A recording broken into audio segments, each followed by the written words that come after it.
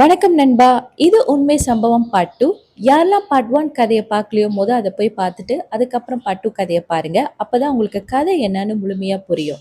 சரி, நம்ம நேரத்தை கடத்தாம வீடியோக்குள்ள போலாமா?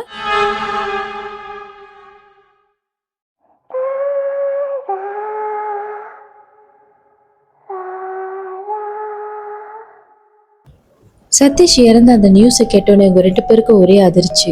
2 பேருமே அழுவ ஆரம்பிச்சாங்க. பூஜா யமுனா கிட்ட வா இப்பயாச்சும் போய் சதீஷை போய் பார்க்கலான்னு சொல்றப்ப யமுனா வர மாட்டேன்னு சொல்லிட்டா. ஏன்னா அவளுக்கு ஒரு கில்ட்டி ஃபீல். அவன் எத்தனையோ வாட்டி அவகிட்ட பேச வரப்பலாம் யமுனா அவனை அவாய்ட் பண்ணா. இப்போ இந்த மாதிரி சூழ்நிலையிலேயே அவனை போய் பார்க்கணும்னு நினைச்சுக்கிட்டு அவனை போய் பார்க்கறதுக்கு அவளுக்கு தைரியமும் இல்லாம யமுனா அவனோட இறப்புக்கு போகவே இல்லை. பூஜாவும் அவளோட அப்பா அம்மாவும் யமுனோட அப்பா அம்மா மட்டும்தான் சதீஷோட இறப்புக்கு போனாங்க. பூஜாவை பார்த்த கையோடய சதீஷோட அம்மா பூஜாவை கட்டி பிடிச்சி கதறி கதறி அழுவ ஆரம்பிச்சாங்க. சதீஷ் பாத்தியா என்ன பண்ணிட்டான்னு? டே எந்திரிடா, உன்னோட கூட்டாளி வந்திருக்கா, எந்திரிடா எந்திரின்னு சொல்றப்ப பூஜாவுக்கு என்ன சொல்றதுன்னே தெரியாம அவ கண் கலங்கி அப்படியே நின்று சதீஷை பார்த்துக்கிட்டே இருந்தா.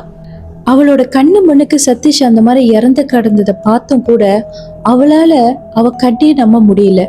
ஏன்னா சதீஷ் ரொம்ப ஜாலியான கேரக்டர். அவளை சீக்கிரத்துல எதுவுமே ரொம்ப சீரியஸா எடுத்துக்க மாட்டான். அவனை இந்த மாதிரி பண்ணான்ற சந்தேகமும் ஏன் அவன் இந்த மாதிரி பண்ணான்ற குழப்பமும் பூஜாக்குள்ள வந்துகிட்டே இருந்துச்சு. பூஜானால அங்க ரொம்ப நேரம் இருக்க முடியல. எல்லாரும் கதறி கதறி அழுவுற சத்தத்தை கேட்டு பூஜாவுக்கு ஒரு மாதிரியாவே ஆயிடுச்சு. அதே சமயத்துல சதீஷும் அந்த மாதிரி பார்க்க முடியாம அவ பாதிலேயே அந்த இடத்த விட்டு வெளியாயிட்டா. அவ அங்கிருந்து வெளியாகி நேரா யமுனா வீட்டுக்கு தான் போனான்.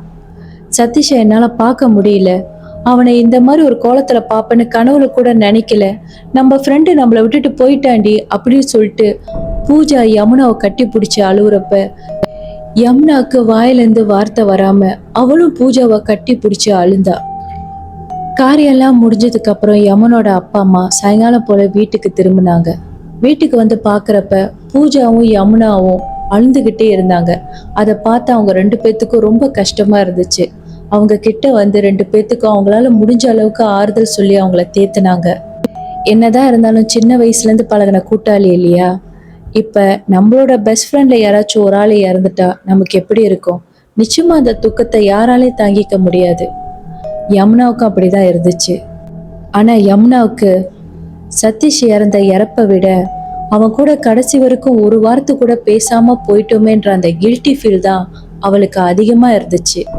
அந்த கில்ட்டி ஃபீல் அவளை கொஞ்சம் கொஞ்சமா கொண்டுகிட்டு இருந்துச்சு. அவளால சரியா தூங்க முடியல, சரியா சாப்பிட முடியல, காலேஜுக்கு கூட அவளால சரியா போக முடியல. எப்ப பாரு சதீஷை பத்தி யோசிச்சுக்கிட்டு இருந்தா. அவங்க அப்பா அம்மாவும் யமுனாவை பார்த்து பார்த்து ரொம்ப வேதனைப்பட்டுட்டு இருந்தாங்க. பூஜாவும் எவ்வளோ எடுத்து சொல்லியும் யமுனா அதுல இருந்து மீண்டு வர மாதிரி அவளுக்கு தெரியல. இப்படியே கொஞ்ச நாள் போயிட்டு இருக்கிறப்ப யமுனா சரியா சாப்பிடாமலோ தூங்காமலோ இருந்தனால அவ மயக்கம் போட்டு விழுந்துட்டா. அவளை ஹாஸ்பிட்டல் அட்மிட் பண்ணாங்க. இந்த விஷயத்தை கேட்டு பூஜா ஓடி வந்து பாக்குறப்ப யமுனா மயக்க நிலையில இருந்து திரும்பி அவ பெட்ல படுத்திருந்தா. அதை பார்த்த கையோட அவளுக்கு கொஞ்சம் வருத்தமா தான் இருந்துச்சு. அதே சமயத்துல அவளுக்கு கோபமாவும் இருந்துச்சு. அந்த ஆத்திரத்துல அவ யமுனாவை திட்டுன்னு திட்டா. ஆனா யமுனானால புரிஞ்சுக்க முடிஞ்சது, பூஜா நம்ம மேல வச்சுக்கிற அக்கறையினாலையும் பாசத்தினாலதான் அவ அப்படி நடந்துகிட்டான்னு. அதுக்கப்புறம் அவளோட அப்பா அம்மா வந்து பேசினாங்க. இதுக்கப்புறம் நம்மளால இவங்க யாரும் வருத்தப்படக்கூடாதுன்னு யமுனா முடிவு பண்ணா. அவ ஹாஸ்பிட்டல்ல இருந்து டிஸ்சார்ஜ் ஆகி வந்து 2 நாள் கழிச்சு சதீஷோட அம்மா அவளுக்கு கால் பண்ணியிருந்தாங்க. யமுனாவை பார்க்கணும், முக்கியமான விஷயத்த பத்தி கேட்கணும்னு. ஆரம்பத்துல யமுனா சதீஷ் இல்லாம அந்த வீட்டுக்கு போறதுக்கு அவளுக்கு கொஞ்சம் தயக்கமாவே இருந்துச்சு. ஆனா அவங்க அம்மா கால் பண்ணி அர்ஜென்டா பார்க்கணும்னு சொன்னனால அவ பூஜாவை கூட்டிக்கிட்டு சதீஷோட வீட்டுக்கு போனா. அவங்க அம்மா யமுனாவை பார்த்த கையோட கட்டி பிடிச்சி கதறி கதறி அழுவ ஆரம்பிச்சாங்க. யமுனாவுக்கு ஒண்ணுமே புரியல. ஒருவேளை சதீஷ் போன துக்கத்தினாலதான் அவங்க அம்மா இப்படி அழுகுறாங்கன்னு நினைச்சுக்கிட்டு அவளும் அவங்க அம்மாவை கட்டி பிடிச்சி ஆறுதல் சொன்னா. அப்போ அவங்க அம்மா அவளை நேரா சதீஷோட ரூமுக்குள்ள கூட்டிட்டு போயிட்டு அவன் எழுதி வச்ச டைரியை எடுத்து அவகிட்ட கொடுத்து படிக்க சொன்னாங்க. அந்த டைரியை படிச்சு பார்த்ததுக்கு அப்புறம் தான் தெரிஞ்சது சதீஷ் யமுனாவை விரும்பி இருக்கான்னு. இது நாள் வரைக்கும் யமுனாவுக்கு இத பத்தின விஷயம் தெரியவே தெரியாது. ஒரு நாள் கூட சதீஷ் யமுனா கிட்ட ப்ரப்போஸ் பண்ணதும் இல்ல, அவன் மனசுல உள்ள ஆசைய சொன்னதும் கிடையாது. ஆனா சதீஷ் நம்மள இவ்வளவுலாம் விரும்பி இருக்கனான்னு அதை படிச்சு பாக்குறப்ப யமுனாவுக்கு அதிர்ச்சியா தான் இருந்தது. ஆனா அதை விட பெரிய அதிர்ச்சி அவன் எதனால தற்கொலை பண்ணிக்கிட்டான்னு. அதுல அவன் என்ன எழுதியிருந்தானா, ஏதோ ஒரு அமானுஷ்யம் அவனை எப்போதுமே பின்தொடர்ந்து வந்துகிட்டே இருந்துச்சான். அவனை தூங்க விடாம, எந்த வேலையிலுமே கான்சென்ட்ரேட் பண்ண விடாம அந்த அமானுஷ்யம் அவனை ரொம்ப டிஸ்டர்ப் பண்ணிக்கிட்டே இருந்துச்சான். அவன் ராத்திரி தூங்குறப்பெல்லாம் யாரோ அவனோட காது ஓரத்துல வந்து முணுமுணுத்துக்கிட்டே இருக்கிற மாதிரி சத்தம் அவனுக்கு எப்போதும் கேட்டுக்கிட்டே இருக்குமா. அதனாலயே அவனால நிம்மதியா தூங்க முடியாதான். அவன் கிளாஸ்ல இருக்கிறப்ப கூட அந்த சத்தம் அவன் காது ஓரமா கேட்டுக்கிட்டே இருக்குமா. இந்த மாதிரி டார்ச்சரை அனுபவிக்கிறதுக்கு பேசாம செத்துடலாமேன்னு அவன் எழுதியிருந்தான். ஒருவேளை இதனாலதான் சதீஷ் இறந்துட்டான் போலன்னு அந்த டைரியை படிச்சு முடிக்கிறப்பதான் யமுனாவுக்கே தெரிஞ்சது. இந்த டைரியை படிச்சு முடிச்சதுக்கு அப்புறம் யமுனாவுக்கும் பூஜாவுக்கும் என்ன பேசுன்னு தெரியாம அவங்க கண் கலங்கி அப்படியே நின்றுட்டு இருந்தாங்க. சதீஷோட அம்மா, அவன் என்கிட்ட இதை பத்தி முன்னாடியே சொல்லியிருந்தா அவனை ஏதாவது ஒரு வகையில நான் காப்பாத்திருப்பேனே. அவன் என்கிட்ட எதுவுமே சொல்லாம போயிட்டானே, ஏன் இந்த மாதிரிலாம் நடக்கணும்னு சொல்லிட்டு அவங்க தலையில அடிச்சுக்கிட்டு அழுவ ஆரம்பிச்சாங்க. அதை பார்த்த பூஜாவுக்கும் யமுனாவுக்கும் ரொம்ப கஷ்டமா போயிடுச்சு. அவங்கள கட்டி பிடிச்சி அவங்களுக்கு ஆறுதல் சொன்னாங்க. கொஞ்ச நேரம் கழிச்சு யமுனா பூஜாவும் அந்த வீட்டை விட்டு வெளியேறினாங்க. யமுனா சதீஷோட அம்மா கிட்ட, இந்த டைரி என்கிட்டே இருக்கட்டும், அவன் ஞாபகத்தமா நான் வச்சுக்கிறேன்னு சொல்லிட்டு அந்த டைரி அவ கையோடு எடுத்துட்டு வந்துட்டான்.